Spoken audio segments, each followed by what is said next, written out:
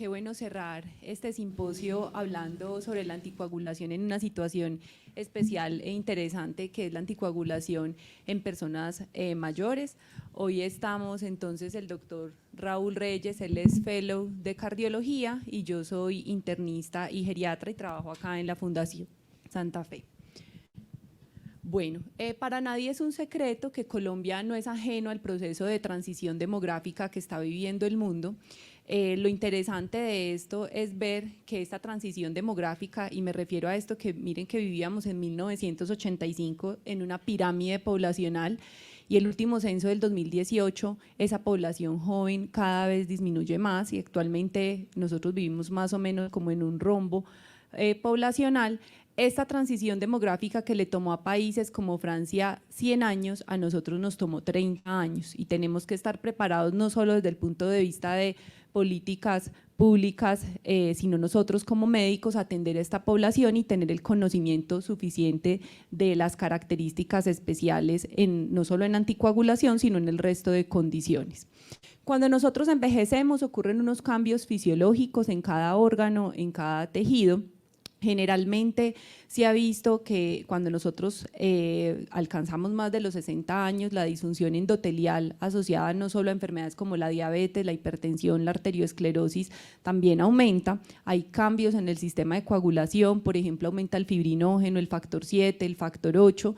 En las mujeres hay una disminución del plasminógeno y la llamada inflamación o inflammaging, que es esa inflamación de bajo grado que tienen los viejos solo por la edad, generan un ambiente protrombótico. Entonces, en general, el riesgo de trombosis solo por la edad está aumentado, asociado pues con unos cambios fisiológicos. Y si a esto le sumamos que cuando envejecemos existen condiciones que son muy prevalentes, como la fibrilación auricular, pues ese riesgo va a aumentar. Miremos cómo la fibrilación auricular aumenta exponencialmente desde los 55 años más o menos hasta los 85 años y se dice que para el 2050 más del 50% de personas con fibrilación auricular tendrán más de 80 años, o sea, quiere decir que más del 50% de personas que se van a tener que anticoagular con esta enfermedad no solo van a ser viejos, sino que van a ser muy viejos y de ahí el reto de tratamiento. Y otro problema y es que la edad no es solamente un factor de riesgo para trombosis, sino que la edad es un factor de riesgo también para sangrado. Entonces tenemos los dos extremos. ¿Cuál ha sido entonces la complicación o la consecuencia de estos cambios? Y es que varios estudios han demostrado que en esta población hay un bajo uso de anticoagulantes orales dado por 3 factores de riesgo, principalmente el miedo de los médicos porque esta población pueda tener mayor sangrado. 2, porque se ha visto también que hay temor cuando los pacientes son frágiles o si son todos los viejos frágiles, y 3, con el temor de que nuestro paciente que está anticoagulado se caiga. Entonces, la idea hoy es resolver como estas 3 preguntas o estos 3 dilemas de si esto importa o no cuando somos viejos y tomar las mejores decisiones, y para eso les vamos a presentar un caso clínico que el doctor Raúl nos va a mostrar.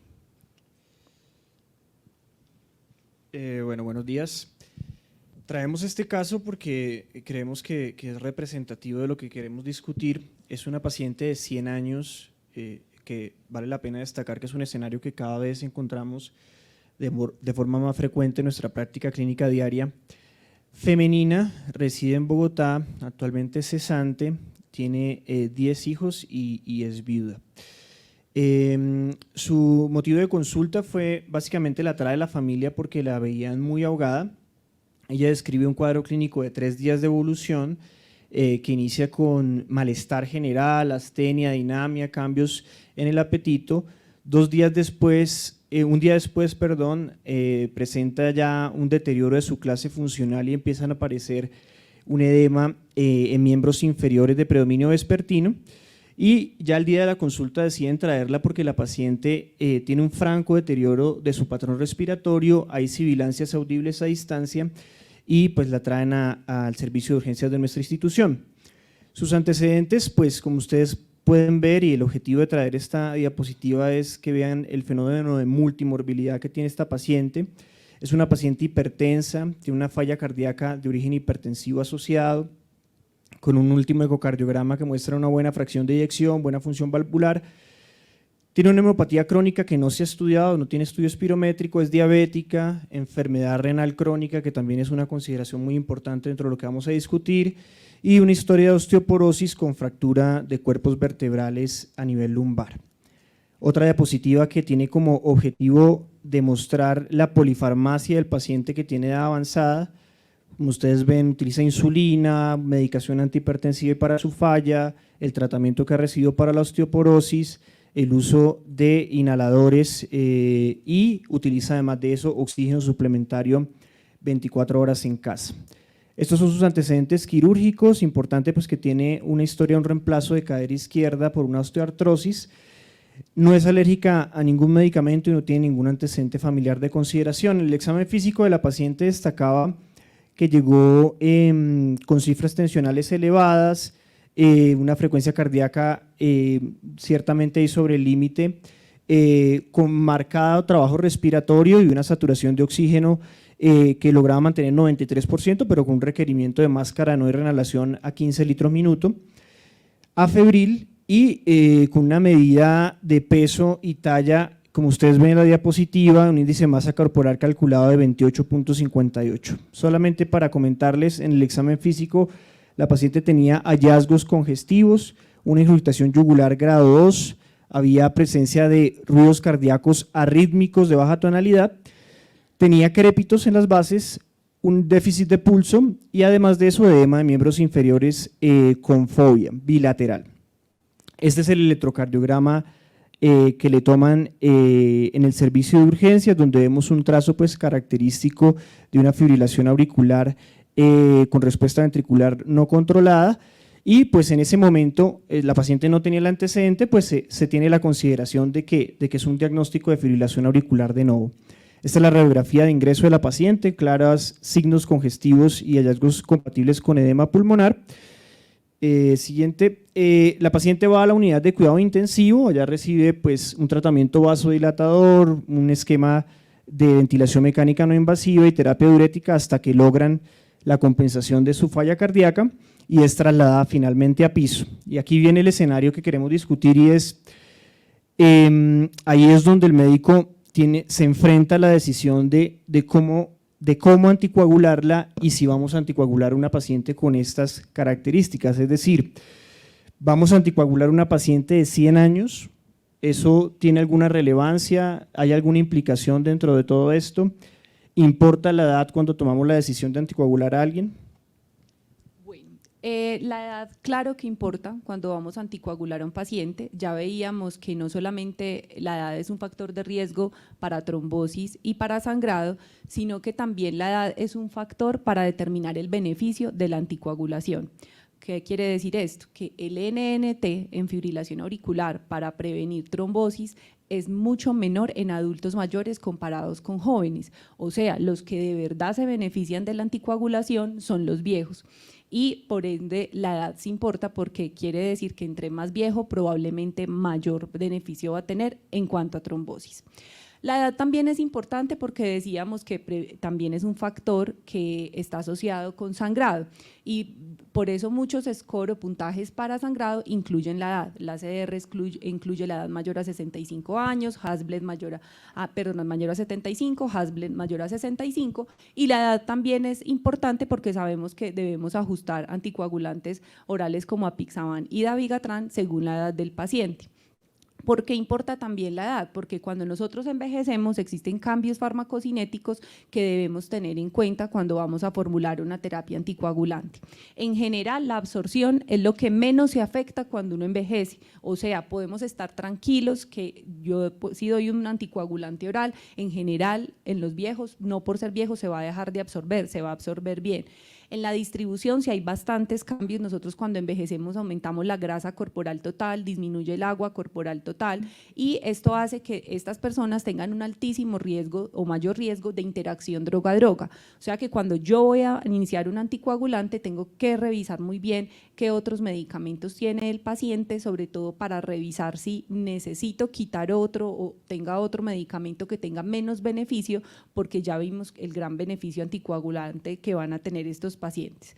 En el metabolismo también hay cambios a nivel hepático, no solo en la masa, sino también en el flujo, en metabolismo fase 1, y en la eliminación probablemente es lo que más se afecta cuando nosotros envejecemos. Recordemos que por encima de los 40 años, nosotros cada año nos disminuye la depuración 1 mililitro minuto por año, y esto quiere decir que a los 90 años jamás vamos a tener una depuración de 90, ni de 100, ni de 80, y eso es fisiológico, eso es asociado al envejecimiento. Sin embargo, eso también hace que estos pacientes tengan mayor riesgo de depresión de volumen, que en muchas ocasiones tengan mecanismos de sed alterados y que puedan aumentar la toxicidad por diferentes medicamentos. ¿Cuáles son las consecuencias de esos cambios farmacocinéticos y farmacodinámicos? Que definitivamente los viejos tienen mayor riesgo de eventos adversos asociados con los medicamentos y mayor interacción droga-droga. Entonces, yo ya sé que a este paciente le debo advertir, la educación debe ser mucho más amplia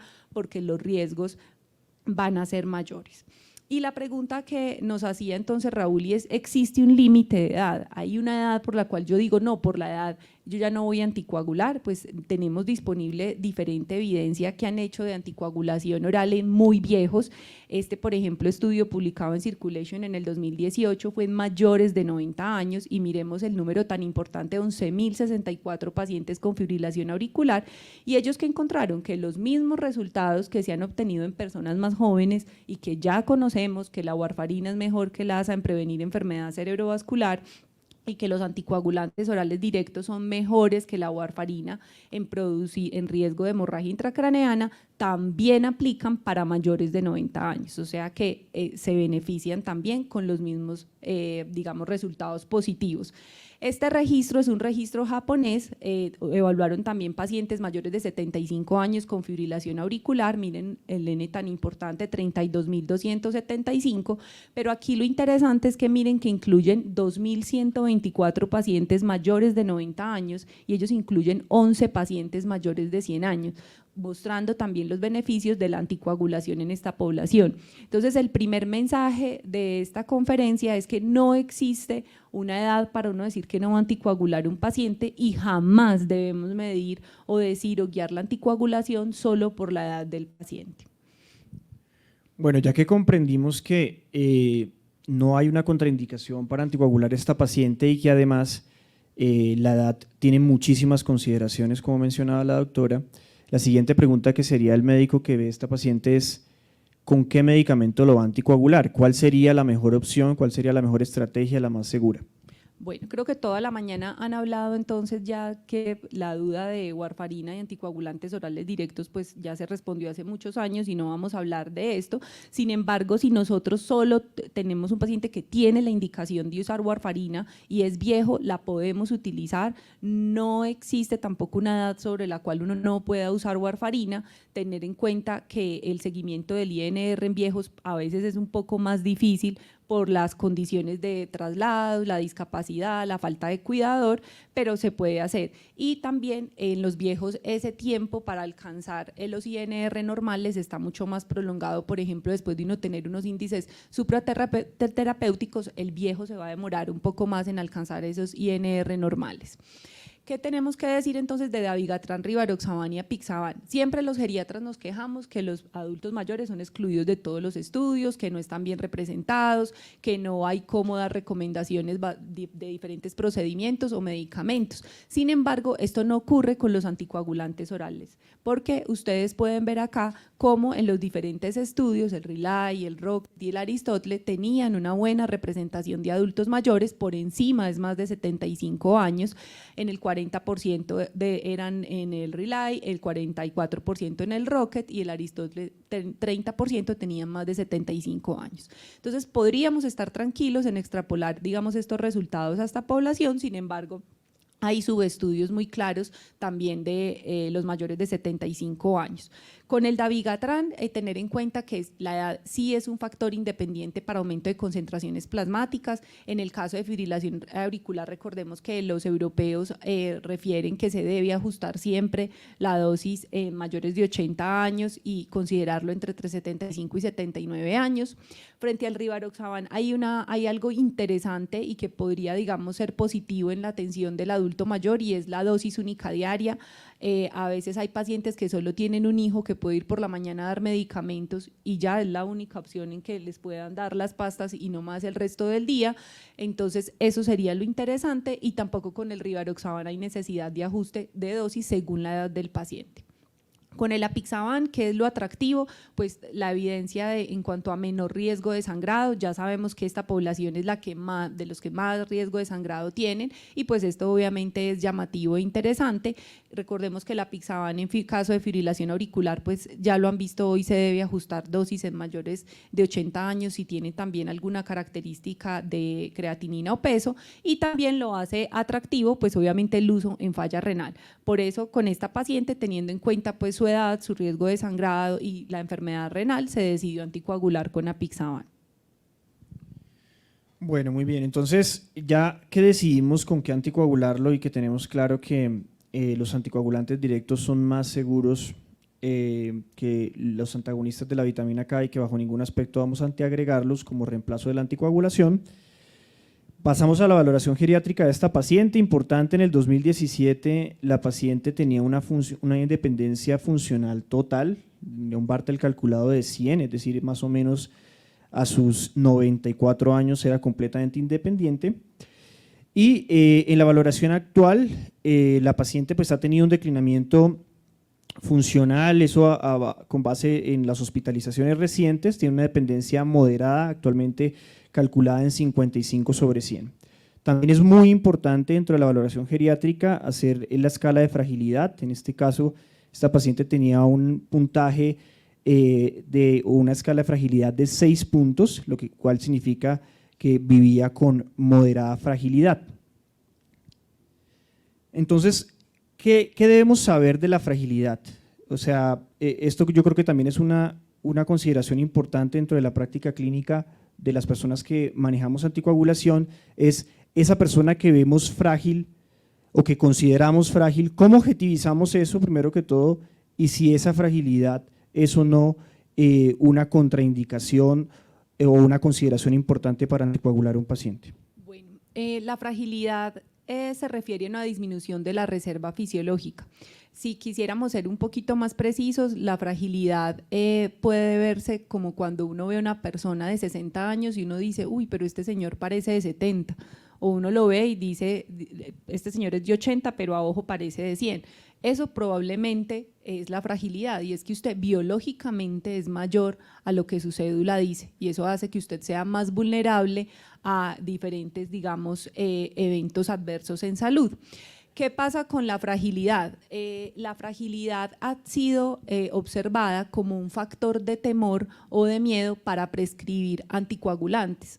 Y la prevalencia de fragilidad en personas con fibrilación auricular es muy alta. Miren este estudio, por ejemplo, encontraron una prevalencia de fibrilación auricular de fragilidad del 40%. O sea, tenemos que saber de fragilidad porque vamos a anticoagular los pacientes con fibrilación y casi la mitad son frágiles. Entonces, ¿qué vamos a hacer cuando encontramos fragilidad y vamos a anticoagular? Este es un registro muy interesante también. Miren, ellos encontraron 11.096 pacientes y encontraron fragilidad en 1 de cada 5. Encontraron prefragilidad casi en el 60% y fragilidad en el 21%. Y ellos, ¿qué querían mirar? El beneficio de la anticoagulación en los frágiles. Entonces, ustedes pueden ver ahí la franja azul y la franja rosada. La franja rosada fueron los pacientes a los cuales se anticoagularon, los azules los que no se anticoagularon, y en la línea vertical estaba el riesgo de mortalidad. La gráfica para MACE también es similar. Y en la línea horizontal es el índice de fragilidad, o sea, entre 0 no son frágiles y a medida que va aumentando son más frágiles. ¿Y ellos qué encontraron? Ellos encontraron que los pacientes que se anticoagulaban siendo frágiles seguían beneficiándose del uso de la anticoagulación a pesar de ser frágiles, pero con un hallazgo muy interesante, y es que el beneficio del anticoagulante se pierde cuando la fragilidad es muy alta o la fragilidad es extrema. ¿Eso qué quiere decir entonces? Todavía en geriatría y a nivel mundial no se sabe y no tenemos un gol estándar para medir la fragilidad. Las escuelas utilizan diferentes escalas, sin embargo, esta es una escala que se pueden utilizar los médicos generales, los médicos familiares, los cardiólogos, o sea, personal que no sea geriatra, porque es fácil de hacer, usted no es un cuestionario como tal, sino que lo puede sacar hablando con la familia, y es la que la mayoría de estudios han utilizado, no solo en COVID, sino también a nivel cardiovascular, para mirar a veces desenlaces. Entonces, miren, esta escala clínica de fragilidad tiene 9 puntos, y 1 es la persona que está muy bien, o ellos lo llaman muy fit, 2 que están bien, y va bajando hasta el punto 4, que empieza la fragilidad leve. ¿Y cuáles serían los pacientes que no se beneficien de anticoagulación? Los pacientes con escala clínica de fragilidad de 8 y 9. 9, los que son enfermos terminales, y para preguntarse si una persona es enferma terminal o no, una buena opción es hacerse la pregunta sorpresa. Yo me sorprendería si este paciente se muere en los próximos 6 meses o 1 año. Si usted dice, no, yo creo que este paciente sí ya en 6 meses se va a morir, ese paciente probablemente no se beneficie de anticoagularlo.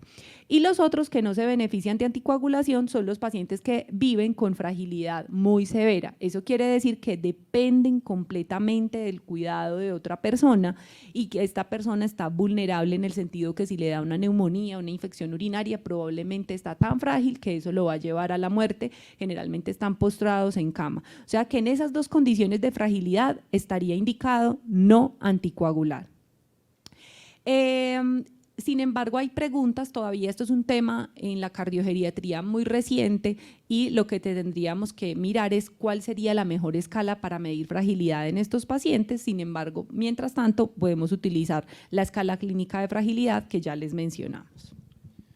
Bueno, otra cosa importante dentro de su valoración geriátrica es que tanto la familia y creo yo también nosotros como médicos nos preocupamos del riesgo de caída y la anticoagulación. Eso es algo que seguramente a todos nos ha ocurrido dentro de nuestra práctica.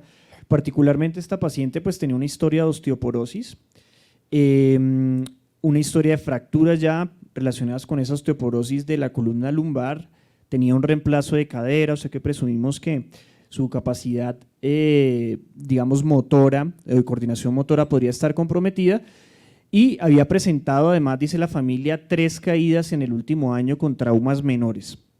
Entonces, aquí surge la pregunta, doctora, ¿cómo interpretamos nosotros el riesgo de caída cuando vamos a anticoagular? ¿Es esto una contraindicación para la anticoagulación? Y si no lo es, ¿cuáles serían las consideraciones que debemos tener en cuenta con estos pacientes? Listo. Al igual que el riesgo o el temor por el sangrado, el temor por la fragilidad, el temor por las caídas es un tercer factor por lo cual se ha visto que esta población no se anticoagula o no se anticoagula de la manera que se debe hacer.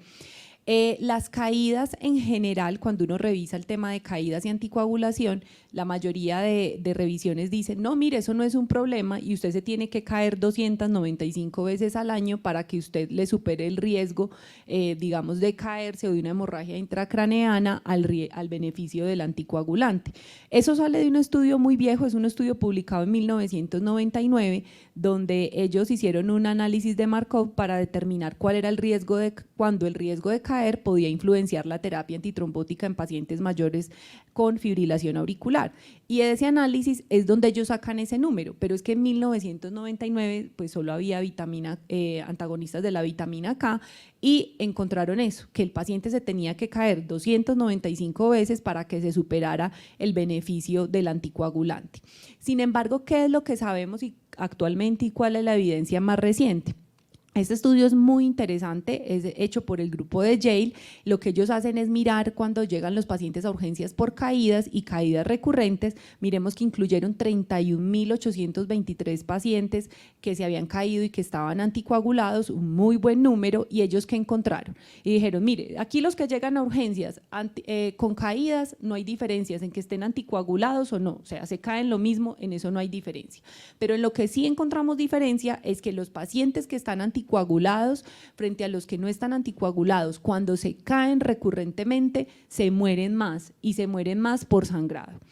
¿Cuál es el llamado entonces y por qué nosotros en geriatría insistimos tanto con las caídas premonitorias? Es que generalmente al paciente en la primera caída no le pasa nada, Ojo es con las caídas que siguen. Entonces, si un paciente ya se cayó una primera vez, no esperemos a que se sigan cayendo, sino que capturemos a ese paciente que presenta caídas, así sea en el hospital, en el ámbito de urgencias, en consulta externa, porque a esos pacientes hay que hacerles una evaluación multifactorial de caídas y la intervención. A veces nosotros, por ejemplo, cuando hacemos clínica de caídas o evaluación de riesgo de caídas, podemos encontrar en un paciente 20 factores de riesgo para caídas, en un solo paciente, y pues hay que intervenir los 20 factores, y esas intervenciones son las llamadas intervenciones multicomponente. Entonces, claramente las caídas no son un factor para yo no anticoagular, pero sí las caídas son un factor para que la persona que prescribe el anticoagulante se alerte y decida, bueno, yo a este paciente lo voy a remitir, ya se cayó, no le pasó nada en esta primera caída, pero probablemente eso no pase con las caídas recurrentes. Ese es el mensaje. Bueno, y finalmente yo creo que aquí es una consideración como clínico, o mea culpa, mejor dicho, de que nosotros tenemos una falencia en la valoración nutricional del paciente anciano, definitivamente. Esta paciente, pues, en su anamnesis, del punto de vista nutricional, no se encontró una pérdida de peso importante y tenía, pues, unos adecuados hábitos alimentarios, una adecuada anamnesis alimentaria. ¿Por qué esto es importante? Es muy importante para muchas consideraciones, ¿cierto? Pero ¿por qué esto es importante dentro de la consideración de anticoagular? Bueno, definitivamente, más que la edad y más que el score Hasbled o el puntaje que ustedes quieran utilizar para mirar el riesgo de sangrado, se ha visto en diferentes estudios, y es más, en este estudio que es de Shinohara, encontraron que el bajo peso o el índice de masa corporal menor a 18.5 era el factor que más se asoció con sangrado, más que cualquier otro score, más que cualquier otra cosa. Entonces, acá la invitación es a que hagamos siempre valoración de peso en estos pacientes y que recordemos que si bien el índice de masa corporal no es la mejor estrategia para medir nutricionalmente a un paciente, pues en este momento en el consultorio es lo que tenemos a la mano, y nosotros recordemos que cuando envejecemos ese índice de masa corporal cambia. Recordemos que el índice de masa corporal normal en viejos es de 22 a 28 y a veces nosotros regañamos al señor de 80 años con 27 IMC que porque está en sobrepeso y resulta que ese señor tiene un peso normal. Entonces lo regañamos, empieza a perder peso severamente y eso genera que se convierta esto en un alto riesgo de sangrado por el bajo peso. El 40% de los adultos mayores están en riesgo de malnutrición, o sea que el 40% de los pacientes que anticoagulamos están en riesgo de malnutrición.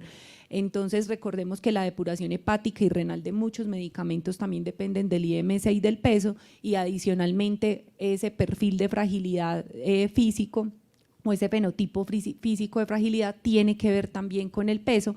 Entonces la invitación es a evaluar nutricionalmente a los pacientes anticoagulados para así también prevenir sangrados. Bueno, y finalmente ya el mensaje para llevar a casa ya después de esta mañana hablando de anticoagulación, creo yo que si hiciéramos todo el análisis de las perspectivas de la anticoagulación en el paciente geriátrico nos demoraríamos toda la mañana hablando de ese tema perfectamente, pero ¿cuál sería el mensaje final, doctora? Si hay alguna cosa adicional que sea importante que usted ha tomado como consideración para la práctica clínica diaria de todas las personas que asistieron a este evento. Bueno, yo creo que son dos mensajes y uno es frente a la demencia y lo otro es la polifarmacia. ¿Debemos anticoagular los pacientes con demencia? Sí o no. La demencia no debe ser vista como un factor para no anticoagular, sí debe ser vista como un factor para verificar la adherencia, que ese paciente sí lo estén medicando adecuadamente y que sí tenga un cuidador que esté pendiente, pero son solo dos condiciones en las cuales los pacientes con demencia no debemos anticoagular. Uno, el paciente que está en fragilidad muy severa o terminal, en demencia terminal, que es lo mismo con la escala clínica de fragilidad que ya miramos. O dos, el paciente vive solo y no puede manejar el medicamento. Son pacientes que llegan al consultorio con el pastillero, en una tableta tienen en un cajoncito de aspirina, en el otro tienen un anticoagulante, en el otro verapamilo, en el otro amlodipino. Esos pacientes no se deben anticoagular hasta que no consigan un cuidador en cuanto a demencia. Y en cuanto a polifarmacia, pues recordemos que estos pacientes que están anticoagulados, es generalmente, y creo que ustedes ven en la práctica diaria, nunca tienen solo el anticoagulante. Miren que este es un análisis post-hoc del Aristóteles y mostraron que en promedio los pacientes recibían 6 medicamentos y la polifarmacia estaba presente en el 76% de ellos. ¿Cuál es el problema? Miremos esta gráfica. Entre más medicamentos, mayor riesgo de sangrado, mayor riesgo de mortalidad. Obviamente ustedes van a decir, no, es que tienen mayor comorbilidad. Claro que sí, pero también mayor interacción droga-droga y complicaciones.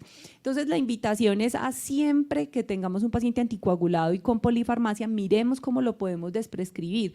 Les voy a poner un ejemplo. A veces hay una inercia terapéutica y el paciente viene con inhibidor selectivo de recaptación de serotonina hace 10 años por una reacción de ajuste que tuvo hace 10 años que ya no necesita, y los inhibidores selectivos de la recaptación de serotonina pueden aumentar el riesgo de sangrado. Un ejemplo es citalopram, se ha visto que puede ser el que mayor riesgo genere. Entonces siempre revisar para qué mi paciente toma este medicamento, será que tiene indicación de continuarlo y hacer esa revisión de medicamentos en cada consulta. Este proceso de desprescribir, de quitar, de retirar medicamentos y el uso de polipills puede mejorar la adherencia en esta población hasta en un 30%. Y siempre preguntarle al paciente con cuál dosificación será más adherente, porque yo puede que quiera usar un medicamento cada 12 horas, pero si el paciente le dice, no, yo solo me voy a tomar una pasta al día, pues será mejor que quede bien anticoagulado y no que se tome una pasta solamente en la mañana sin tomarla de la noche. Estas son entonces las 4 conclusiones sobre anticoagulación del adulto mayor. Definitivamente la edad no es una razón suficiente para definir no anticoagular a un paciente. Las personas mayores son las que más se benefician del tratamiento anticoagulante.